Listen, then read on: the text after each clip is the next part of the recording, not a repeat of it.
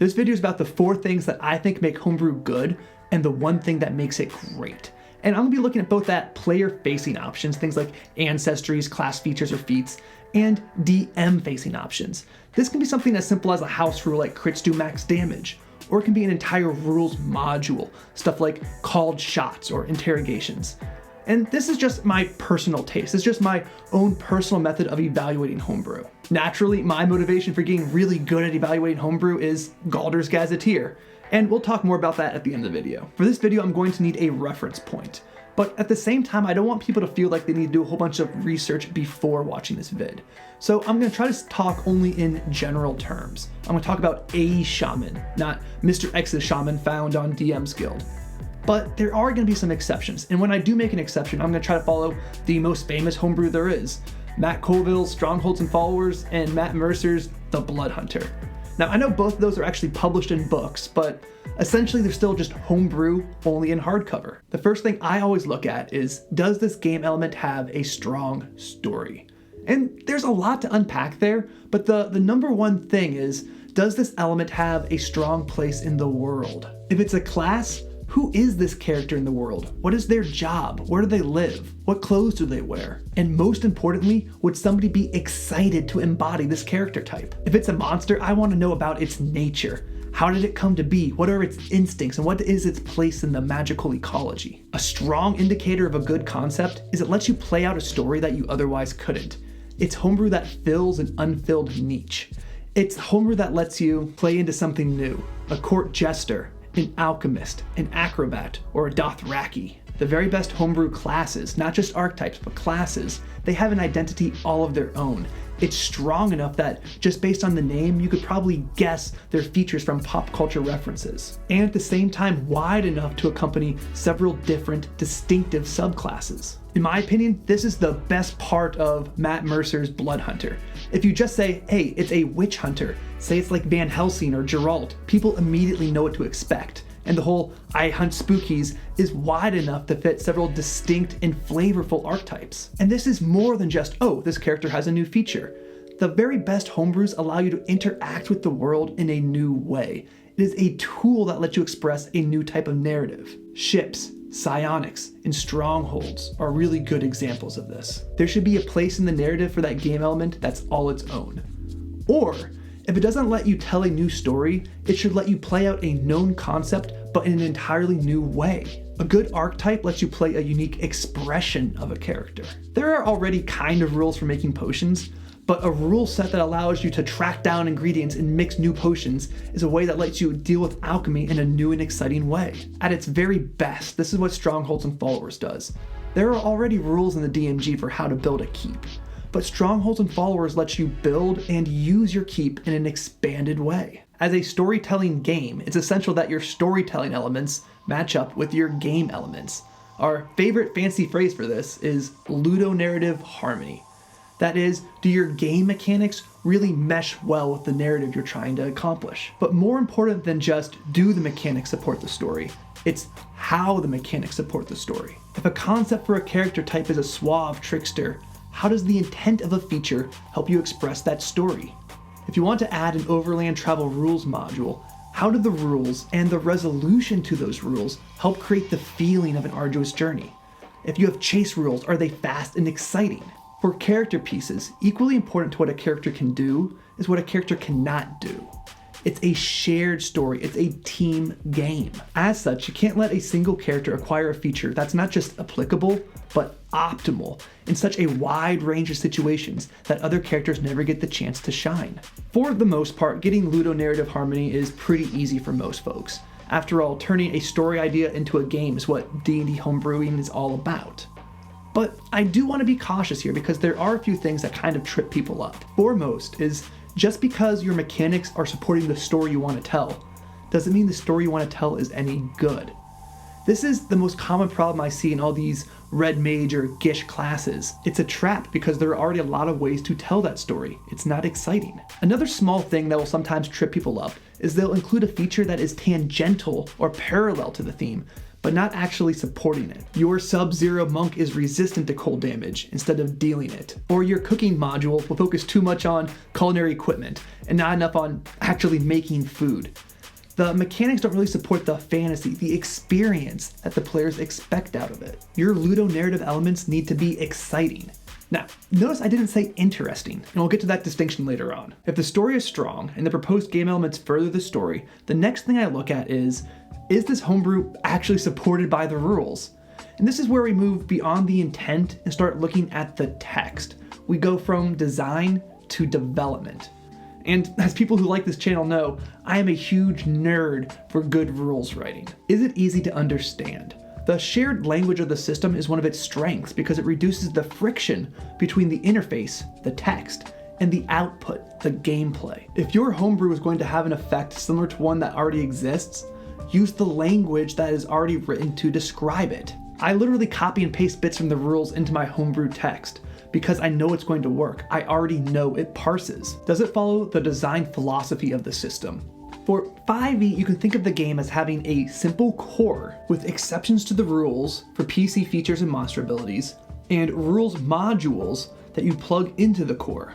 With this structural framework in mind, when you're writing homebrew, what you want to avoid is creating exceptions to exceptions or rules modules that rely on other rules modules. An exception to an exception would be something that only happens when another rule is broken. For example, you wouldn't want a feature that only triggers if a creature is denied an opportunity attack. Nor do you want a rules module, a non-core system, to get plugged into another. They should all just plug right into the core. For example, you wouldn't want to have your rules for vehicles to be based on top of the chase rules. That kind of chaining different rules modules together creates a lot of instability to the system, and is one of the biggest downfalls with AD&D. Ignoring the system's design philosophy was probably the greatest shortcoming of the followers rules in Strongholds and Followers. The fact that they don't have hit points and the entire system expects that they do really creates a whole lot of obnoxious interactions. There are a few other things that you'd want to check to make sure that you're working within the system as designed. Does your homebrew work with an existing rule or does it replace it? For combat, are you avoiding floating modifiers, using conditions to deliver other ongoing effects? And can everything be resolved in 2 die rolls or less?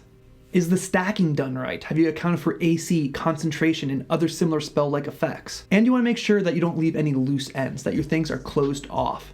If you started something, when does it end? Is it time? Is it a special event? Or something else that occurs to make sure your rule cleans up after itself? Another very general tip is to not use healing as a resource.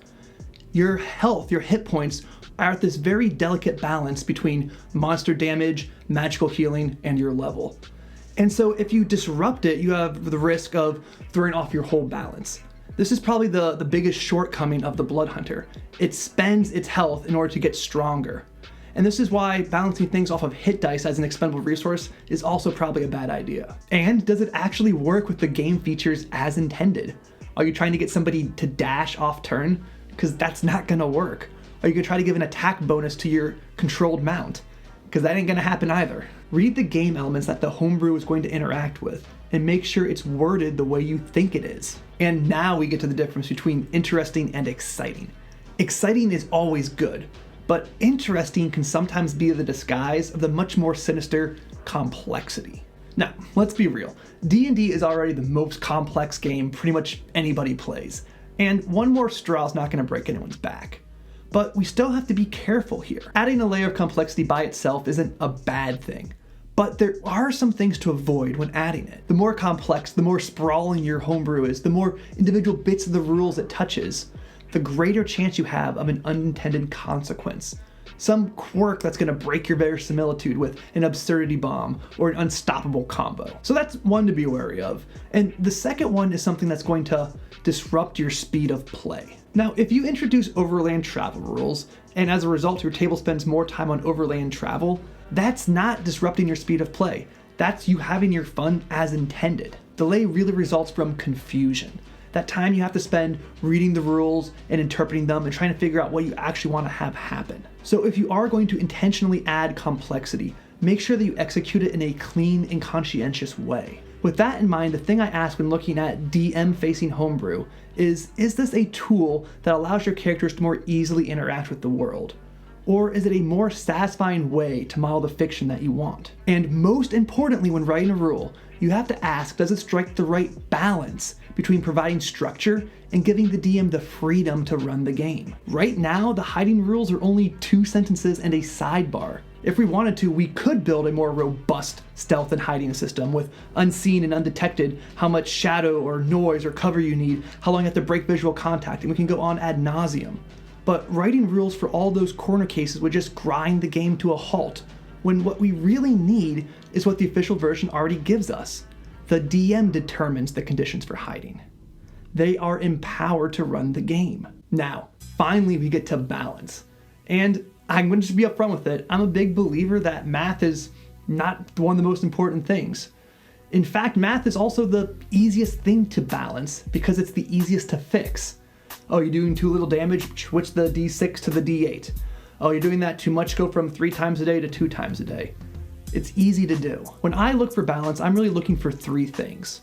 1, is this option so good that you'd be always worse off without it? Number 2, does this feature let you do something so well that you're doing it better than another class's key feature? And 3, are you so good that everyone else always feels worse when playing with you? Or are you so far behind that you always feel outshined? Now, notice that last one can only be done through play testing. No amount of theory crafting can tell you how you feel when you actually play. And this is the key bit about play testing. It's the only way to really know if your design is working well, how it actually works in play. You can sit back in your armchair and think all you want, but until you know whether or not people are actually having fun and enjoying it, it's all worthless. So to get people to play test, to give you that key information, you have to make it look good. So this is another reason you do numbers last. It's okay to make things a little overpowered to get people excited to play them, because those first 3 elements, the story, whether or not the rules support the story and whether or not the rules actually parse, is way more important than its relative power level at this stage. Okay, so how do you actually go about doing the math? Well, the universal way is something like this. You take the Evoker Wizard and you take all their spell slots and convert it into virtual damage using the table in the Dungeon Master's Guide that converts spell levels into damage. And when you do this, make sure you include the Arcane Recovery feature. Now, virtual damage is sort of like the universal currency for D&D power. With that, you can turn it into damage from extra attacks, you can turn it into healing, and you can also turn it into other effects. You can use that virtual damage and convert it back into equivalent spell levels to find effects. For example, you can blind or deafen somebody with a 2nd level spell, so that is equivalent to 3d10 virtual damage. You can also compare other class features to spell levels and thus to virtual damage.